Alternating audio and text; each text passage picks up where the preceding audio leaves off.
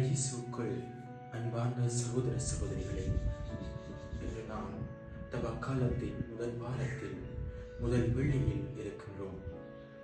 மற்றைய திருவழிபாட்டு காலங்களை விட இந்த புனிதமிக்க தவக்காலத்தில் நாம் பல ஒருத்தல் முயற்சிகளிலும் தவ முயற்சிகளிலும் பாத யாத்திரைகளிலும் நாம் ஈடுபடுவதுண்டு.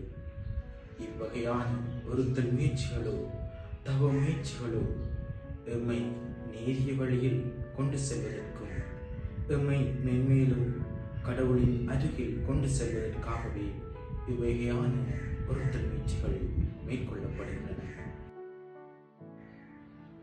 இவை தற்பெருமைக்காகவோ வெளிவேடத்திற்காகவோ அல்லது நிறை குறைப்பதற்காகவோ மேற்கொள்ளப்படும் நடவடிக்கைகள் அல்ல.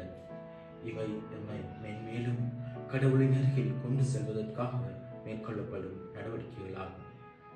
இந்த புனிதமிக்க தவக்காலத்தை எமது மனமாற்றத்திற்காகவும் மனமாற்றத்தினூடாக எம்மை மேலும் கடவுள் அருகில் கொண்டு செல்வதற்காகவும் எமக்கும் அயலவருக்கும் இடையே உறவை புதுப்பிப்பதற்காகவும் பயன்படுத்துவோம்.